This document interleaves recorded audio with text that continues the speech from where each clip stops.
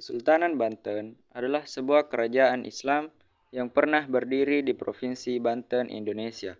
Berawal sekitar tahun 1526 Masehi, ketika Kerajaan Demak memperluas pengaruhnya ke kawasan pesisir barat Pulau Jawa, dengan menaklukkan beberapa kawasan pelabuhan, menjadikannya sebagai pangkalan militer serta kawasan perdagangan. Maulana Hasanuddin, putra Sunan Gunung Jati, berperan dalam penaklukan tersebut. Setelah penaklukan tersebut, Maulana Hasanuddin mendirikan benteng pertahanan yang dinamakan Surosoan, yang penghabisan hari menjadi pusat pemerintahan setelah Banten menjadi kesultanan yang berdiri sendiri. Selama nyaris 300 tahun, Kesultanan Banten mampu bertahan bahkan mencapai kejayaan yang luar biasa, yang di waktu bersamaan penjajah dari Eropa telah berdatangan dan menanamkan pengaruhnya. Perang saudara dan persaingan dengan kekuatan global memperebutkan sumber kekuatan maupun perdagangan, serta ketergantungan akan persenjataan telah melemahkan hegemoni Kesultanan Banten atas wilayahnya. Kekuatan politik Kesultanan Banten kesudahan runtuh pada tahun 1813 setelah sebelumnya Istana Surosoan sebagai simbol kekuasaan di kota Intan dihancurkan, dan pada masa-masa kesudahan pemerintahnya, para Awal Sultan Banten terbentuknya. tidak semakin Pada dari awalnya, raja bawahan kawasan dari Banten juga pemerintahan dikenal dengan Banten Girang adalah bagian dari Kerajaan Sunda. Kedatangan pasukan Kerajaan Demak di bawah pimpinan Maulana Hasanuddin ke kawasan tersebut, selain untuk perluasan wilayah, juga sekaligus penyebaran dakwah Islam. Penghabisan dipicu oleh keadaan kerjasama Sunda-Portugal dalam bagian ekonomi dan politik. Hal ini dianggap mampu membahayakan kedudukan Kerajaan Demak selepas kekalahan mereka mengusir Portugal dari Malaka tahun 1513 atas perintah Trenggana bersama dengan Fatahillah melaksanakan penyerangan dan penaklukan pelabuhan Kelapa sekitar tahun 1527 yang waktu itu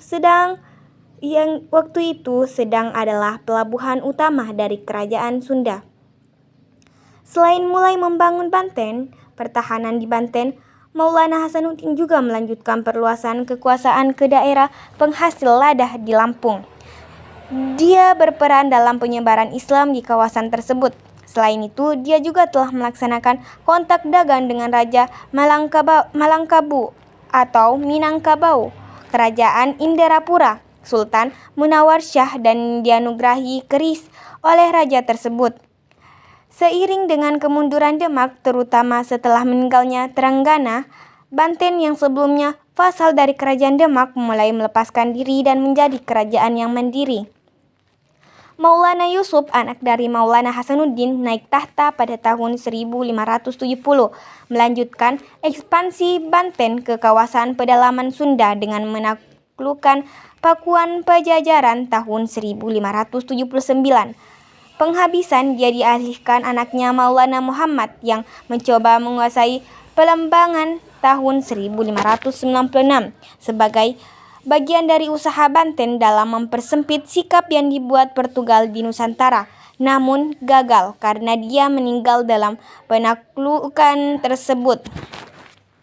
Pada masa Pangeran Ratu, anak dari Maulana Muhammad, dia menjadi raja pertama di Pulau Jawa yang mengambil gelar Sultan pada tahun 1638 dengan nama Arab sisa dari pembakaran Al-Mafakir Muhammad Abdul Qadir. Pada masa ini, Sultan Banten telah mulai secara intensif melaksanakan hubungan diplomasi dengan kekuatan lain yang hadir pada waktu itu. Salah satu dikenal Surat Sultan Banten kepada Raja Inggris James I tahun 1605 dan tahun 1629 pada Charles. Puncak kejayaan Kesultanan Banten adalah kerajaan maritim dan mengandalkan perdagangan dalam menopang perekonomiannya. Monopoli atas perdagangan lada di Lampung meletakkan penguasa Banten sekaligus sebagai pedagang perantara, dan Kesultanan Banten mengembang pesat menjadi salah satu pusat niaga yang penting pada masa itu.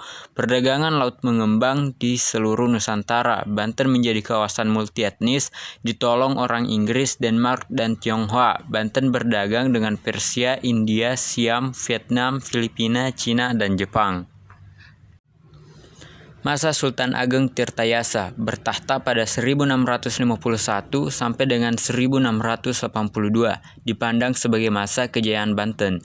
Di bawah dia, Banten memiliki armada yang mengesankan, dibangun atas contoh Eropa, serta juga telah mengupah orang Eropa bekerja pada Kesultanan Banten.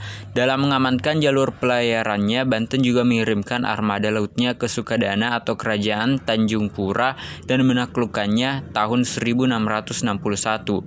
Pada masa ini, Banten juga berupaya keluar dari tekanan yang diterapkan VOC yang sebelumnya telah melaksanakan blokade atas kapal-kapal dagang menuju Banten.